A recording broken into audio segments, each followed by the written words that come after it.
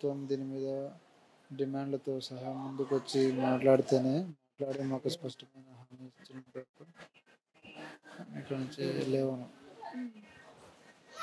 అంటే కావాలని ఒత్తిడి తెస్తున్నారు అని ప్రభుత్వం ఏర్పడి 6 నెలలు అవుతుందని కూడా అంటున్నారు. తప్పది, తప్పమ్మా.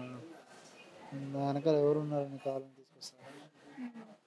బీజేపీ పార్టీ వాళ్ళు వచ్చినారుగా, జనసేన పార్టీ వాళ్ళు వచ్చినారుగా, టీఆర్ఎస్ పార్టీ వాళ్ళు వచ్చినారుగా, సంఘాలు వచ్చినాయిగా, నిరుద్యోగులు వచ్చినారుగా. ఇది కావాలని చేస్తే ఎవరైనా వస్తారు ఎంతమంది? కానీ నాదేమైనా ఆర్గనైజేషన్, నాదేమైనా బ్యానర్ ఉందా? తప్పు అట్లా. అంటే ఇప్పుడు ప్రధాన డిమాండ్స్ ఏమేం కావాలని కోరుకుంటున్నారు? మెగా డిఎస్సీ చేయాలి. ఇప్పుడు ప్రభుత్వం 2 లక్షలు అన్నది, మేము 2 లక్షలు అడగట్లేదు. 50,000 డిమాండ్లు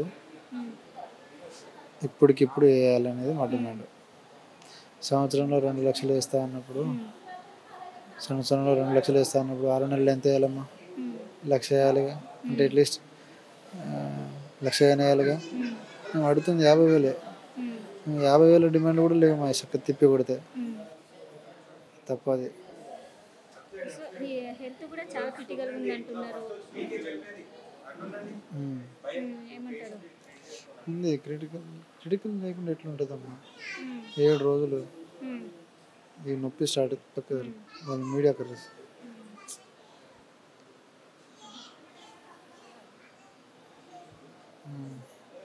నొప్పి స్టార్ట్ అయింది, తల తిరుగుతుంది, ఎనర్జీ లేదు, నీళ్ళు లేదు, అన్నం లేదు, ముఖం ఏం లేదు, బాడీలో ఎనర్జీ ఎట్లా ఉంటుంది?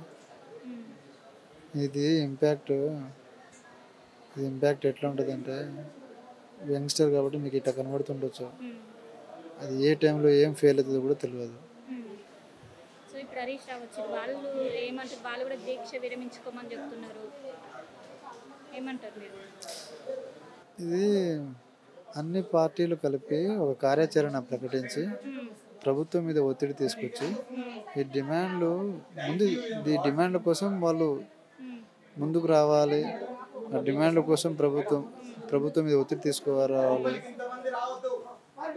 సాధ్యమే అంటారా ప్రభుత్వం మీద ఒత్తిడి తేవడం? ఎందుకు కాదమ్మా, ఎందుకు చేయొద్దు? నేను నిరుద్యోగుల న్యాయం జరుగుతుందని 12 సంవత్సరాల నుంచి నష్టపోతున్న జనరేషన్ ఉన్నారు. 12 సంవత్సరాల నుంచి ఉద్యోగాల కోసం చూస్తున్నారు. మరి వాళ్ళకి న్యాయం జరుగుతుందనే కదా టీఆర్ఎస్ ప్రభుత్వానికి కాదని చెప్పేసి ఈ ప్రభుత్వానికి నేను కష్టపడి 70 నియోజకవర్గాల్లో తిరిగి నా వంతు నేను పాత్ర పోషించి 6 యూనివర్సిటీస్ తిరిగి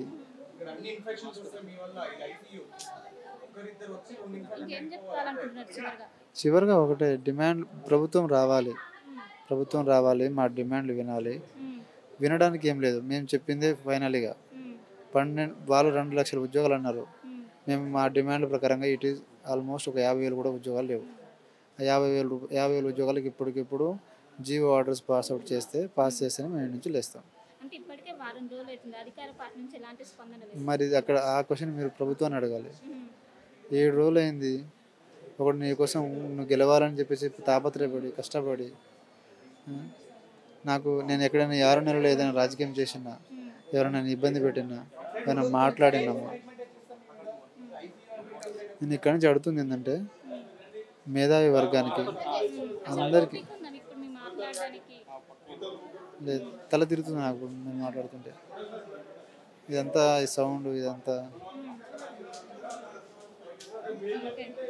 సో మొత్తం మీద మనం చూసుకోవచ్చు, దాదాపు 7 రోజుల నుంచి అమరణ నిరాహార దీక్ష చేపడుతున్నారు. అయినప్పటికీ అధికార పార్టీ నుంచి ఎలాంటి స్పందన లేదు. ఒకవైపు కాసేపటి క్రితమే మాజీ మంత్రి హరీష్ రావు ఇక్కడికి వచ్చి మోతీలాల్ నాయక్ని పరామర్శించారు. ఆరోగ్యం చాలా క్షీణించింది, ముఖ్యంగా దీక్ష విరమణ చేసుకోవాలి, అయినప్పటికీ నేను నా ప్రాణం పైన సరే నేను దీక్ష విరమించుకున్నాను, ఎందుకంటే ప్రభుత్వం నుంచి ఒత్తిడి పెరగాలి, ఒత్తిడి పెరుగుతూనే వాళ్ళు ఏమైనా స్పందిస్తారు, అప్పటి వరకు నేను ఇలానే కంటిన్యూ చేస్తాను, నా ఆరోగ్యం గురించి నాకు చింత లేదు, నా నిరుద్యోగుల డిమాండ్సే ముఖ్యం, వాళ్ళ కోసం ఎంతటికైనా నేను తెగిస్తాను. ఒకవైపు మోతీలాల్ నాయక్ మనకి ఎక్స్క్లూజివ్గా మాట్లాడిన దృశ్యాలు అయితే మనతో పాటు కెమెరా పర్సన్ శివతో కలిసి శిల్ప ఆర్టీవీ హైదరాబాద్. మరిన్ని వీడియోస్ కోసం ఛానల్ ని సబ్స్క్రైబ్ చేయండి, లేటెస్ట్ అప్డేట్స్ కోసం వాట్సాప్ ఛానల్ ని ఫాలో చేయండి, అండ్ లింక్ డిస్క్రిప్షన్ లో ఉంది.